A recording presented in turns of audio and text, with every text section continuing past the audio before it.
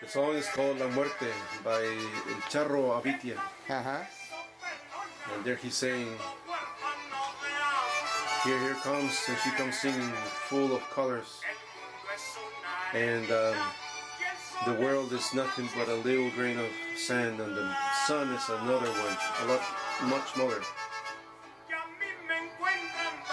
And when they find me, and they can find me drinking with the death in the cantinas,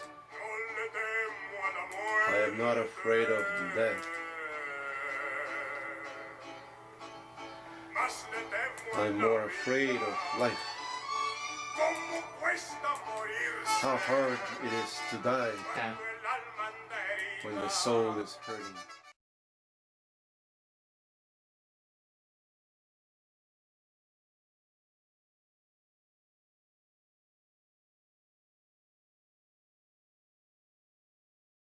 Great to have you at Mighty Tieton and Dia de los Muertos. And Yeah, and I appreciate your hospitality.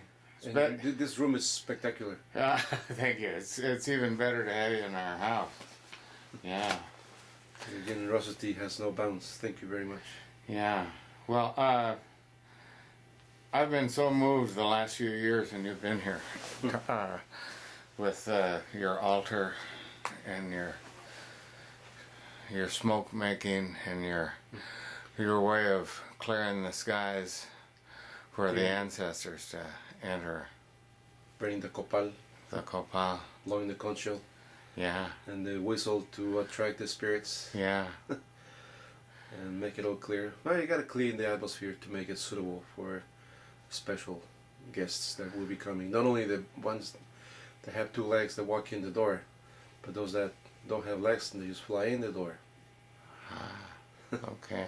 Even though it's not their official day, the intentions are there and the photos are there, so we talk about them. And that's what I did yesterday. So I got the altar set up, and this year, as I said yesterday, it was dedicated to, you can still go there to see it. This Friday it's going to open again. It's dedicated to my wife's mother, or my mother-in-law, Alice Millard Wickline, originally from Wales. Well, these are part of the Day to Dead. There's these verses that are written in newspapers, which are mostly satires of politicians, celebrities, sports people, Hold movie it up stars. a little bit there. Yeah. And these are just the ones that can be translated, because there are others that have a lot of idioms, and they will not sound as funny as they sound originally in Spanish. Now, are these yours, or are these? No, these are just popular. Okay. Well, read us a couple before you read your poems. Then. Yeah, I'll read a couple. And again, they sound okay because there is a way to translate them for the English audience. El muerto a la sepultura y el vivo a la travesura. The dead to the grave and the living misbehave. La muerte dijo, flaca pero no de hambre. The skeleton said, I'm skinny, but not from hunger. Cuando estés muerto, todos dirán que fuiste bueno. When you die, everyone will say that you were a good person. Al vivo todo le falta, y al muerto todo le sobra. The living has everything, whereas the dead doesn't need anything. De un jalón hasta el panteón. All of a sudden, we end up in the cemetery. Las penas no matan, pero ayudan a morir. Suffering doesn't kill, but it sure contributes to our death. Well, we could go on all morning with these. They're great. And death is not a bad thing for those who deserve it. Mm-hmm. No es mala la muerte cuando se lleva a quien debe. Mm-hmm. They're tough. Yeah. Well, some of them are true statements. So now, this is my book came out last year from Moonpath Press out of Kingston, Washington. Hold it up a little bit. Yeah. And Lana Ayers Mm-hmm. Heckman is the editor. Uh-huh. And it's been a great ride reading from this book, from Vancouver, Washington through Bellingham and It's not over yet. I got 3 invitations for next year. Would you read that poem that you read yesterday? The poem For my father? for your father, the Bracero program. My father was a bracero. I know this. My father was a bracero. I hold his contract. Yellow paper full of restrictions and prohibitions. He spaced off, not enough to survive. I wonder what he had to endure. I wonder if the DDT sprayed on his face over the years contributed to his ailments. Diabetes, asthma, the cerebral embolism that blinded him. Laying railroad tracks, expanding commerce routes from Texas, Alabama, Mississippi, Louisiana. My father's dried sweat merged with that soil under a burning sun. Another nail on the ties. He went back to Mexico, Tenochtitlan, started a restaurant so he could send me to a private American school. He wanted me to learn their language, to live way north, across the borderline. He didn't want me to live by my strong back, my strong arms, but by my words. And that's what he learned. The couple of years he spent in the southwest of the U.S. working, laying railroad tracks. And I have his contract. And I'm not with me, but it's very interesting what he had to do. And you were born in Mexico City. Born in DF. Mexico City in 1955. And I stayed there until, since Dad passed away at age 12. The rest of the following 7 years, I was the leader of the house, and it was kind of tough. I was working and going to school, and then I entered college, but I just couldn't keep up. That's why I only have a semester and a half of electrical engineering. So far, so good, but not enough. I wish I had a degree, but life didn't allow it. So I came to the States when I was 20, and then I came back and forth a couple of times. Then I came back finally, and then I went with a group of friends to India. We stayed there almost a year. And there's a couple of influences here in this book about, not necessarily the trip of my entire experience there, but just a couple of snippets of that. And one of them is the first poem in the book, which is called Gravity. Gravity. A woman next to me asks, "Are you writing a poem?" "Scribbles," I say, "from all the places I left behind. Family mysteries, incidents come to mind. Toilet paper ripping beyond the notches, social arts delivered on snack trays. My father's business. Uncle parcels tips challenged. Revenges, mastery. Philosophers' teachings on familiar centrics. 75 degrees longitude, being submerged in holy rivers. Anointed Paramahamsas, above the self, myself, not for herself, itself. Half-empty whiskey glasses, translated stories 5 degrees below the Tropic of Cancer. Scorching sand, illuminated, reflecting sunglasses, empty whiskey glasses, no faith in things unknown, findable frequencies of facts, the world a glass full of rain, the world a plane, landing on a tiny runway, the world at my feet, held down by gravity.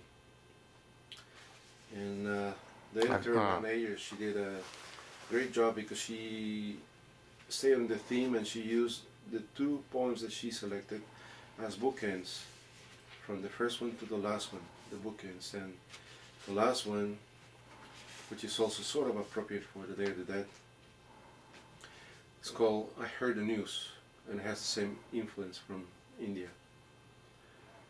I heard the news.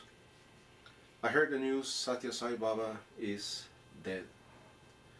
The Dalai Lama is ready to die. My guru has been dead for years.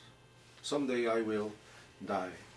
Yes, I will die, and when I die, think of me as the guy who bowed down to things greater than himself. Utter those names in awe, dutiful, bestowed in humility, paid reverence with folded hands. May your poems and prayers lift me above these earthly fields, move me beyond ethereal realms. Come what may, let my last breath be a poem. That's a good way to end the book with that last poem.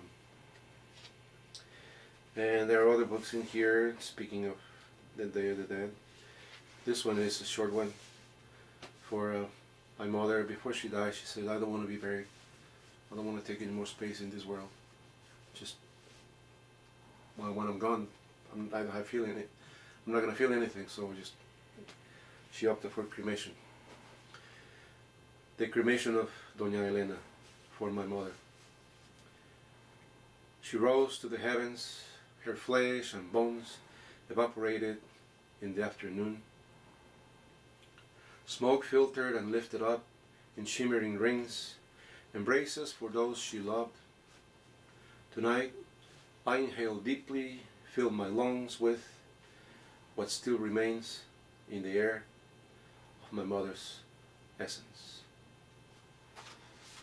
And that's what she wanted. And I did hear a segment on KUOW some time ago about that particular subject.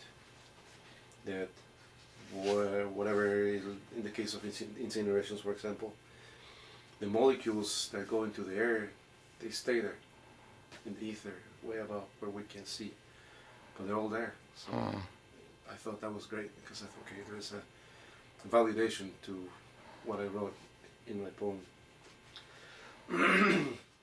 This one is about one of my sons that passed away in 2000. He was 11 years old. It was one of those accidents that could have been prevented, but my ex did not take necessary precautions, and well, accidents happen and we cannot prevent them. 10 years gone, in memory of my son, Keshava Kumar Sanchez. I could not teach my son how to be a man. He will always be a boy, standing by the water's edge, smiling in that photograph. I speak his name. I speak his name in silence. That was my son. His surviving twin and the older brother, well, they have had a myriad of problems with the law and drug abuse. They don't live with me, they live in Florida, so we're at two different poles. But this is what happens when families separate, and that's unfortunate. So we have been speaking about translation, and I have a problem with some translators because they decide to take it upon themselves to give a different context to the poem, or just change words willy-nilly just because they think that they know better. Well, no. This one was influenced by Jorge Luis Borges' Una Brújula, or The Compass, and also with an input by John Burgess' punk poem number 49 from his recent book, Grafito. And the title of my poem here is Lo que importa. Here's the matter. All things we see in the world, we must refer to in language, by words with strange names. Atoms are the matter we see. We give names: stainless steel, sand, stones, and paint. And these same things have different names: acero inoxidable, arena, piedras y pintura. Rust-free stahl, Odersen, Felsen und Schminke. What we make with these things, how we use these things, is relevant, edifying, constructive. We remove the sand and stones, erect steel towers, adorn the towers with steel stainless steel, cover them with paint, add glass windows made out of sand. We make guns from steel and bullets with lead. We make cannons to blast somebody else's painted towers. Back to the sand and rocks. What matters is what we do with all things. When I read this poem, one of the first times, somebody said in the audience, "Is that about 9/11?" I said, "Not exactly, but it's a good observation." And I mean, how many things have been destroyed by different regiments and the unnecessary wars that we have seen that the U.S. government has created here and there for absolutely no reason. This next poem has some mentions a few things that I experienced when I was a kid growing up in Mexico, specifically the lucha libre, you know, the mass wrestlers, etc. And Kathleen Flanagan liked it, and she put it on her blog a couple of years ago. Euphoria. Tonight I feel like Huracán Ramirez, Blue Demon, lucha libre champions, slamming rudos at the Coliseo.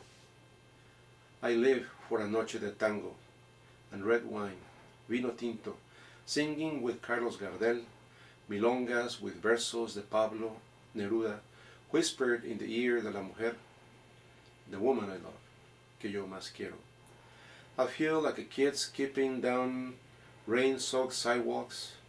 I feel like sitting on white porch steps, cigar in one hand, Cuban rum in the other. I don't care about piñatas dangling, sticks batting the air. No candy tonight. All the children safe in bed, running, scared from the sacred. Cold and recalled. I am alone at last tonight. That feeling that I get every now and then when I get to be in my space and do what I want. Not that we need that little space every now and then. So that's about that. Another one that I like, I don't always read it, but December 12th is coming up soon. That's the day of the appearance of the Lady of Guadalupe. And it's right next to the poem for my mother because she was an absolute devotee of the Lady of Guadalupe. Blessed is she, Our Lady of Guadalupe, our revered Mother, holiest Virgin, Tonantzin Semicac, Ichpochtintli. I see her with folded hands, behind glass and neon lights, above the Mexican flag, tattooed on men's backs. Her image colored by children's hands, messages on papel de estraza, on window stickers, retablos, on top of cars and trucks. Her image dangling from rear view mirrors, adorned with colored lights, to whom immigrants pray to get them safely to the other side. Praying, waiting for her blessing, on all ladies' hand rosaries. I see her on the back of bullfighters' capes, embroidered with golden thread. Moros and Cristianos, Aztec dancers drum beat rhythmic taponaztle, conchial sounds the concheros play. Copada lingers to the shrine, pilgrimages to the holy shrine, covered under rebosos, sombreros, the faithful from all over the valley of Anahuac, waving pennants. Beyond Zacapuaxtla, bearing her image on their foreheads, 12 candles carried along the way to the hill, El Cerrito, to pay la manda. Red roses, fragrant roses at her feet, her blessing shines on the faithful who visit her house, pinning milagritos on the hill of Tepeyac. Oncan niquin calis, in inoquis, in intlacoal, inic niectilis, nicpatis, in ixquic, nepapan, in etolinilis, in tonevis, in chinaquilis. There I will listen to their lament, their sorrow, to remedy, to alleviate all their needs, their miseries, their pain.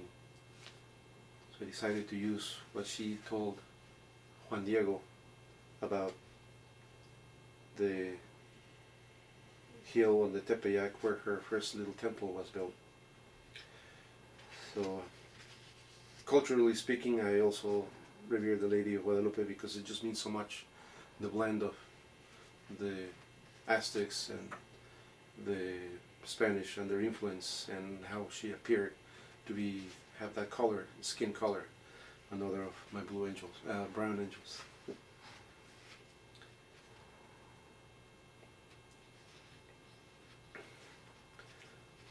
So Columbus Day passed, right? October 12th. And in Mexico we call it Dia de la Raza.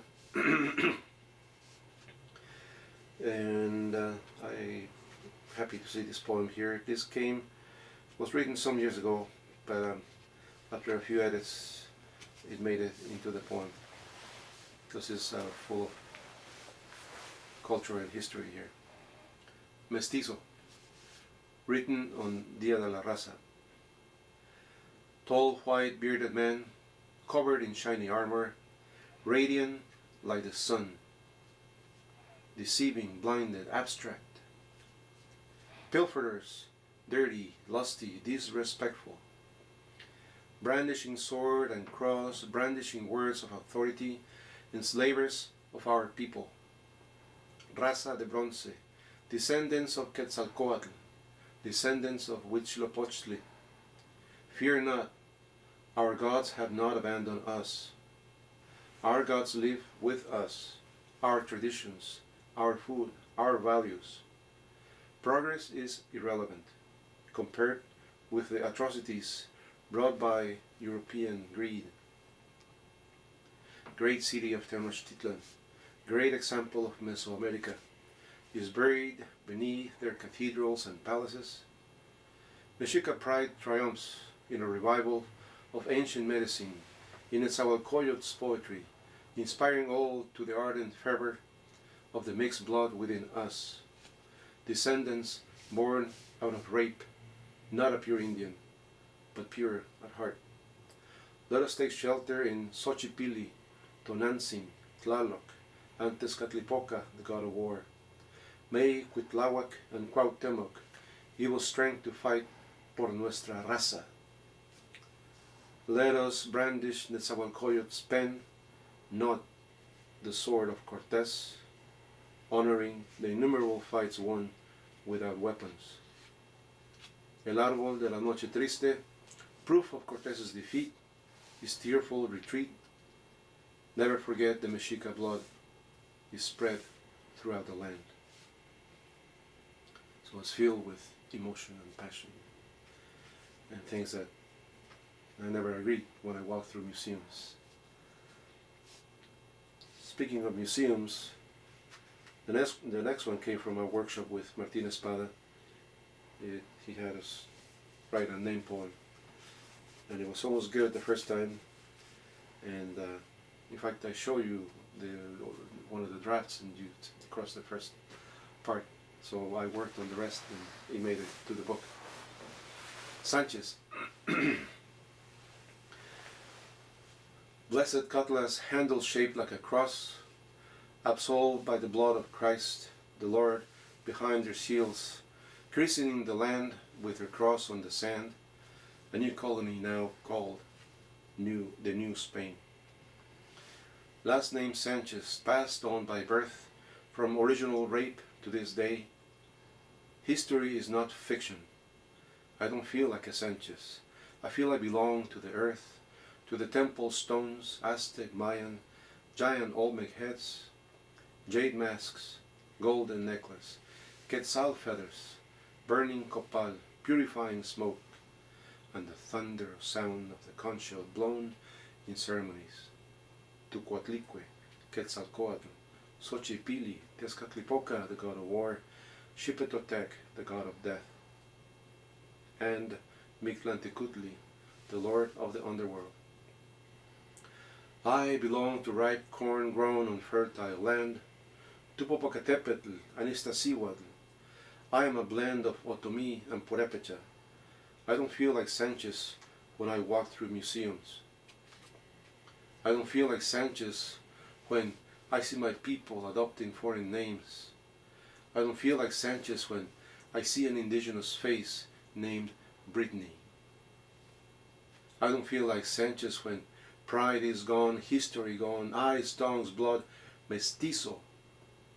I don't feel like Sanchez anymore. I don't want to be Sanchez anymore. I carry the blood of the conquistador. I kept the soldier's language. Only 1% of his blood is in my blood. I cannot change that, but I can change my name. I revere the earth, the sun, the wind, the rain, the four directions. I am a man of this earth. My name is Tlaltecatl. I adopted that name because that's what it means, a man of the earth. And yet another poem, which is loaded. Back to Aztlan. I try to write a Dia de la Raza poem every year, depending on how I may be feeling. Back to Aztlan for Dia de la Raza. Aztec dancer's headdress of brightly colored feathers sways with the rhythmic steps, with Teponaztle's beat, a kind of flattery to the gods. Aztec dancer's smile glistens fittingly across generations, ancient rituals unfurl with fire's luminance. The winds caress mountains, rivers, oceans. The wind follows the moon, Metzli, back to Aztlan. Some monks went back to Spain, some monks stayed in our land, where cathedrals erected, rejected our gods. Our valley became theirs. We lived up on San Miguel hills, closer to the mines and mills, extruding silver for the King of Spain. St. Michael and all the saints brought to Aztec land by Spaniards, with cutlass crossed hands slaughtered our religion. European ways replaced Aztec rituals. Like savages, they accused us of being.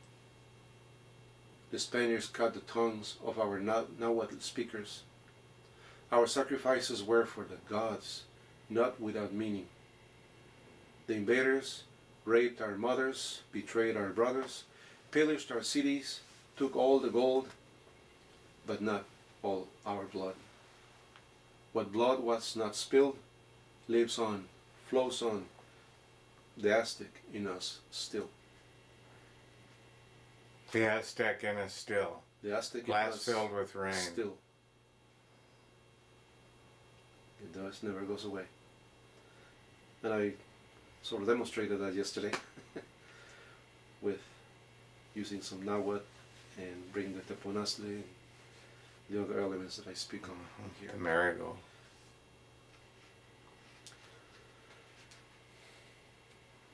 Here's the title of the book, All Our Brown-Skinned Angels. No human being has the right to deprive others from their freedom. But we live amongst people who carry stones instead of hearts, hatred on their tongues. These descendants of colonizers' racist agenda is always to get rid of those that don't fit their way of being. Fear and threats are their weapons. Laws such as HB 56 and SB 1070, imposed by judges and rulers to carry out ethnic cleansing, to eradicate from our soil all our brown-skinned angels. All our brown-skinned angels. Our skin is not dirty. Our language is not obscene. We are not garbage. The sun shines the same on all people, no matter how they treat us. We will no longer run from our oppressors. We will not hide. If we must fight, we will defend ourselves by our united hearts. Our strength is in our blood, in our voice, in our history. We are warriors. Meshikatiawi.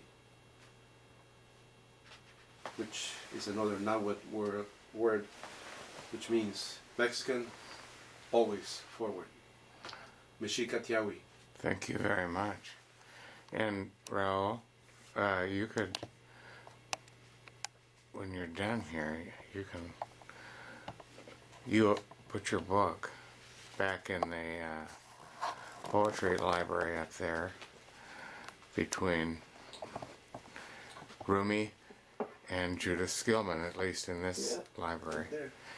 And you do belong in the library of poets The library of Jim Bodines.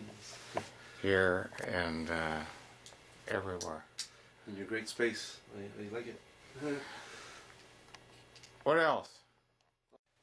Sun rays strong give life to roses grown on backyards. Fragrant gift in summertime. Luscious gift when dried in wintertime. So there goes to the sun rays. And a couple of these also came from the violin practices I took my daughter to at Puget Sound University. Mm-hmm. And while I was sitting there listening to the teacher and the instructions, this is one of the two that came. Honey, I am not out of tempo. It's just that my G string is out of tune. Watch my vibrato, the accent on my bow. See, I told you, I can play spiccato. While I twinkle your stars, want to go to Mars? Or just around the world? Do you want to pluck my strings?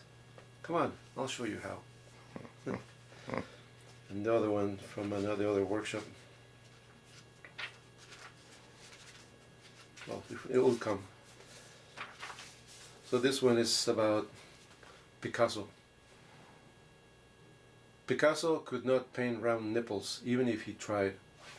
All squares jumbled up mess looking like paper cut on French guillotine, glued on poster boards, unformed threads of perfect insanity, liberté, égalité, common controversy, pseudo-communism dressed in a purple velvet cloak. Number nine, I like it. Suitable for the Day of the Dead. Call me immortal. Call me undead. Call me everlasting. Call me eternal. Just call me. Call me sometime. Call me something you already know. Call me to tell me what I don't know. Just call me, please. Call me. Just call me. Call me. This song, Dios Nunca Muere, is a very famous song and is basically known as the anthem of anybody who is born in Oaxaca. Just like Canción Mixteca. This one is first and then Canción Mixteca. Because there's a lot of philosophy and poetry here in this song, and it says anybody that lives and begins to die, when you're gone, you begin to live an eternity forever. And he talks about the sun through the mountains as it disappears when it's agonizing, and life in its hurriedness, it also leads us to death. But it doesn't matter that I'm gonna have the same end, because I have the comfort that I know that God will never die, which is taking shelter, basically. That's what the song means, and it's interpreted in many ways. But this one I like it because it's the guitars that really bring that sentiment. That was beautiful. What's going on here? La cama de piedra. Bed of rock. Oh, Pedro Infante. Yeah. You're a DJ too?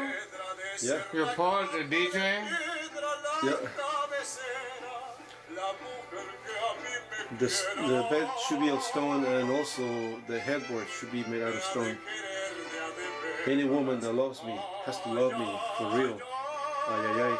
And that was at the time when I started making my own altar in '95, because I felt that actually it was '94. I felt that longing of being alone and divorced and separated and all that. I was living with two other guys, and that cultural connection and spiritual wasn't there. So I had to do something. So I started doing that, and that's how I got it going in a very simple, very rustic way, but I did it.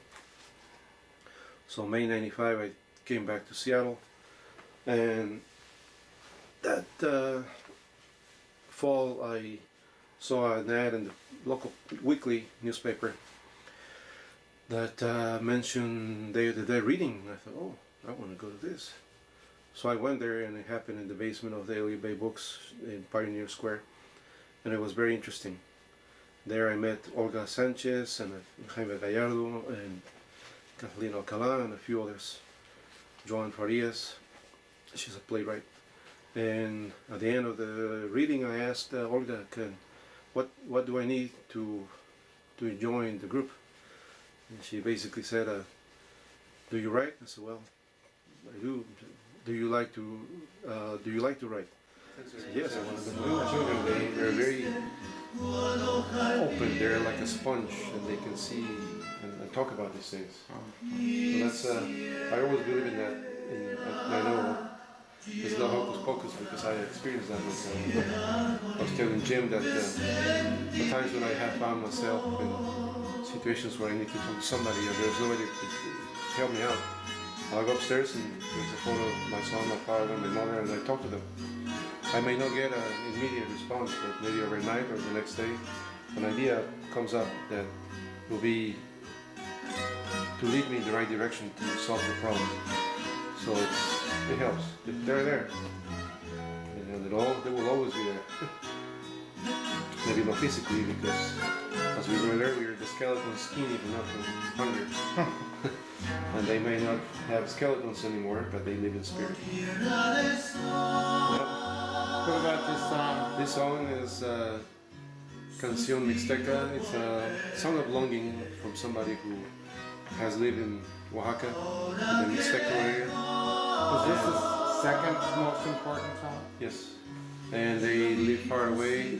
And it's also played by a lot of people from Mexico that live in the U.S. because they always, as the song says, I hope to see you someday, and I feel like a loose leaf to the wind, and I wish I could cry, I wish I could die, the feelings that I have, because they're so far away from their natural, where they were born. And you can ask anybody, any Mexican person, do you know Canción Mixteca? Oh, okay. How do you feel about it? Where are you from? And then you're going to get him in the mood. There's going to be they might get a little morose or sentimental. And you might not want to talk about it. Maybe they're going to say, okay, sit down. Now that you ask me, let's talk about it.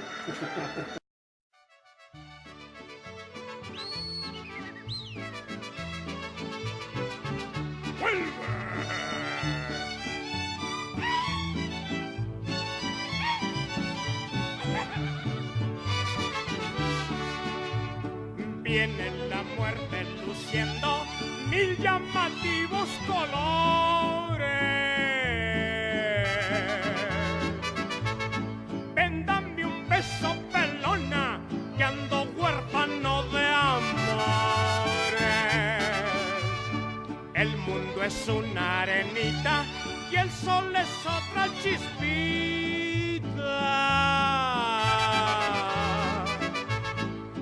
Me encuentran tomando con la muerte en las cantinas. No le temo a la muerte, más le temo a la vida.